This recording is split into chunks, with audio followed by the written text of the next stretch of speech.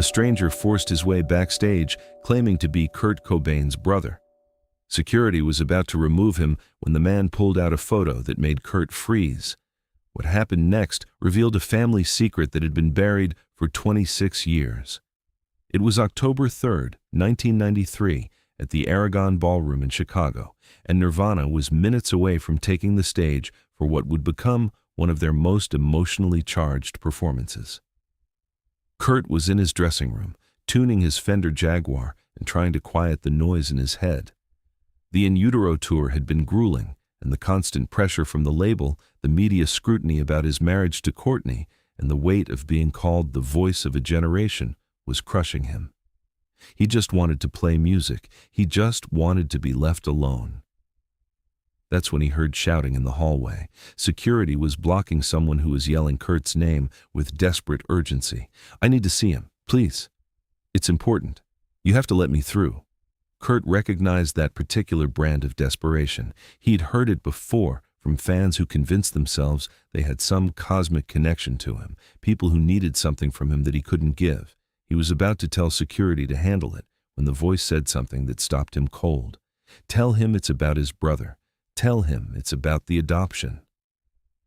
Kurt's hand froze on the guitar neck. Brother. Adoption. Those two words together created a feeling in his chest that he couldn't name. He'd been an only child. His sister Kim had come later, but there had never been any brother, never any adoption. At least, that's what he'd always been told. Kurt stood up and opened the dressing room door. The hallway was narrow and fluorescent lit, making everyone look slightly sick. Security had a man pinned against the wall, not violently, but firmly. The man was maybe late 30s, thin, wearing a worn flannel shirt and jeans that had seen better days. When he saw Kurt, his eyes filled with tears. "Let him go," Kurt said quietly. His voice had that flat quality it got when he was trying not to feel anything. The security guard looked uncertain. "Kurt, we don't know this guy. He could be anyone." "Let him go," Kurt repeated. The guards released the man, who stumbled forward slightly, then caught himself. He was shaking. "I'm sorry," the man said. "I know this is insane. I know you don't know me, but I'm telling you the truth. My name is Michael Warren, and I think I'm your brother." Kurt stared at him. The resemblance wasn't obvious, but there was something in the bone structure, something in the eyes that felt familiar in a way that made Kurt's skin crawl. "You've got 5 minutes," Kurt said. Then he turned and walked back into the dressing room, leaving the door open. Michael followed, moving carefully as if afraid Kurt would change his mind. The security guards positioned themselves just outside, ready to intervene if this went wrong. Inside the dressing room, Kurt sat on the arm of the couch and crossed his arms. "Start talking." Michael reached into his jacket, and security immediately tensed, but what he pulled out was a photograph. Old, faded, the corners worn soft from handling. He held it out to Kurt with a trembling hand. Kurt took it. The photo showed a young woman, maybe 19 or 20, holding a baby. She was sitting on the steps of a house that Kurt didn't recognize, but her face he knew. "That's my mom," Kurt said, but his voice sounded strange to his own ears. Not quite a question, not quite a statement. "That's Wendy Cobain." "Wendy O'Connor," Michael corrected gently, "before she married your dad. And yes, that's her, the baby she's holding. That's me." Kurt felt something shift in his chest. "This isn't possible. I would know. Someone would have told me." Michael sat down slowly on the opposite end of the couch, keeping distance between them. "I was born in 1967, he said. Your mom was 17, unmarried. It was a different time. Her family made her give me up for adoption.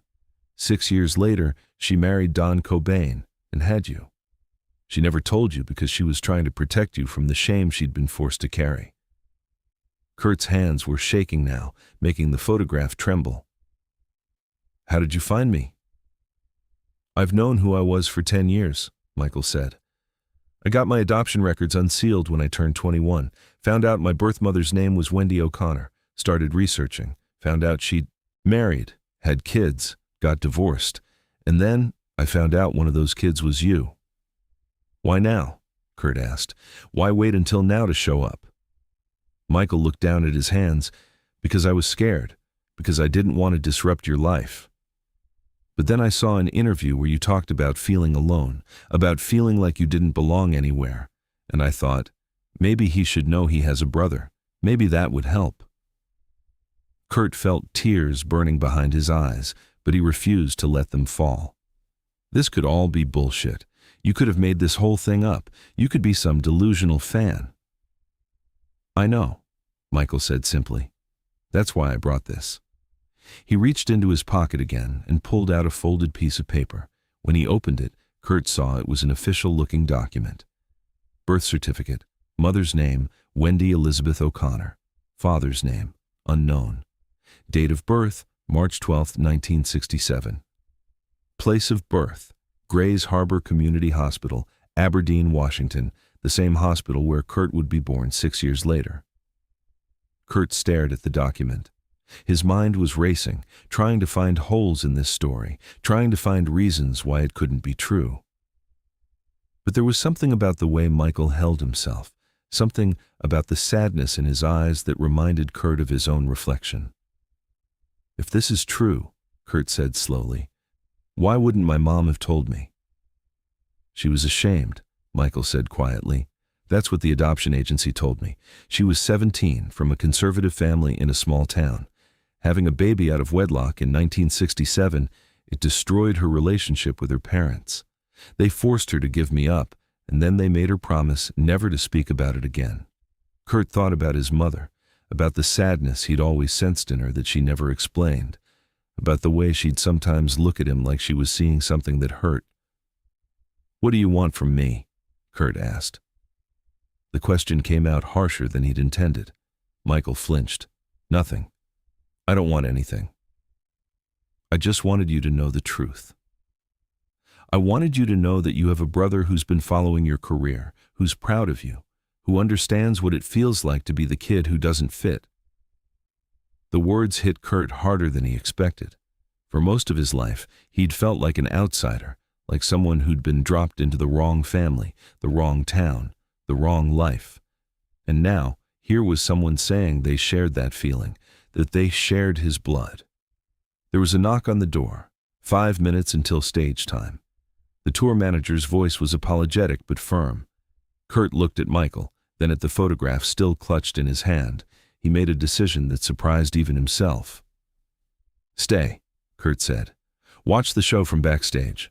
After, we're going to call my mom and ask her if this is true, and if it is, we're going to figure out what happens next." Michael's eyes filled with tears again. "You believe me?"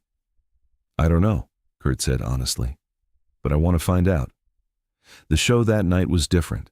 Kurt played with a raw intensity that surprised even Dave Grohl and Chris Novoselic, who'd been his bandmates for years.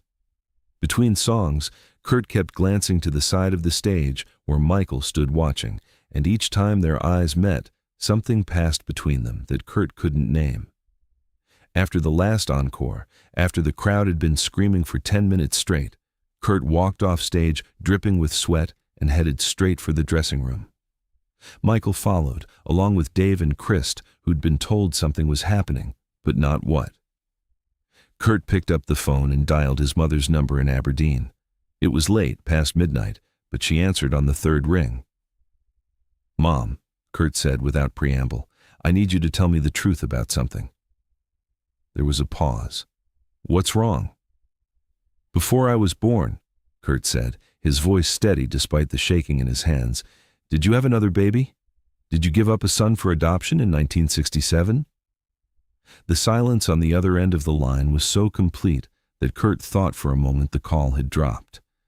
Then he heard his mother start to cry. "Oh God," she whispered. "Oh God, how did you find out?" Kurt looked at Michael. "He found me. His name is Michael. He's here right now. I need to know if he's telling the truth." The crying got louder. "Yes," Wendy said through her tears. "Yes, it's true. I had a baby when I was 17. My parents forced me to give him up. They said it would ruin my life, that I'd never be able to have a normal family if people knew, and after, they made me promise never to speak of it. Why didn't you tell me? Kurt asked. There was pain in his voice that he couldn't hide. Because I was ashamed, Wendy said. Because every time I looked at you, I thought about the son I'd given away. Because I was afraid you'd hate me for giving up your brother. Kurt felt something crack open in his chest. I don't hate you, he said quietly, but I wish I'd known I wasn't alone. Is he? Wendy's voice was shaking. Is he there? Can I talk to him? Kurt held out the phone to Michael. She wants to talk to you. Michael took the phone with trembling hands. Hello? He said, his voice barely above a whisper. What followed was a conversation that Kurt couldn't hear clearly, but he could see the effect it had on Michael. The man collapsed into a chair, crying openly, nodding, speaking in broken sentences. After 10 minutes, Michael handed the phone back to Kurt. She wants to talk to you again. Kurt, Wendy said when he put the phone to his ear, I know I hurt you by keeping this secret, but please understand, I was trying to protect you from my shame. I didn't want you to think less of me. I could never think less of you, Kurt said, but I need time to process this. Of course, Wendy said, of course. Just please, if Michael wants to stay in contact, let him. Don't punish him for my mistakes. I won't, Kurt promised. They hung up, and Kurt sat down across from Michael. Dave and Chris were standing in the corner, looking stunned. So it's true, Dave said finally. You have a brother. I have a brother, Kurt repeated, and saying it out loud made it real in a way that terrified and comforted him at the same time. The rest of the tour became different after that night. Michael didn't travel with them, but he came to shows when he could. And slowly, carefully, the two men began to build something that resembled a relationship. They had the same taste in music, the same dark humor, the same tendency to retreat when overwhelmed. Michael told Kurt about growing up in foster care, about never belonging anywhere. Kurt talked about the divorce, about feeling abandoned, about the crushing pressure of fame. In December, 3 months after that first meeting, Kurt invited Michael to spend Christmas at his house in Seattle. It was awkward at first, introducing his newfound brother to Courtney and baby Francis, but there was something healing about it too. For the first time in his life, Kurt felt like he had family that understood him, someone who'd experienced abandonment and found a way to survive it. The media never found out about Michael. Kurt made sure of that. This was private, something that belonged to him and not to the world that already owned too much of his life. But people close to Kurt noticed a change in him. He seemed less alone, less desperate. Years later, after Kurt's death, Michael gave one interview about his brother. He said that Kurt had told him finding out he had a brother had been one of the few purely good things that had happened to him in years. It didn't save him, Michael said in that interview, his voice heavy with grief. Nothing could have saved him from the demons he was fighting. But I hope it gave him some comfort. I hope knowing he had a brother who understood, who'd been through similar pain, made him feel less alone. The photograph that Michael had brought that night, the one showing their mother holding him as a baby, had stayed in Kurt's wallet until the day he died. The story of Kurt Cobain and the brother who found him is a reminder that family is complicated, that secrets can span generations, and that sometimes the people who understand us best are the ones we never knew existed. It shows us that it's never too late to discover connection, even in the darkest times. And it proves that blood ties can matter, even when they've been hidden for decades.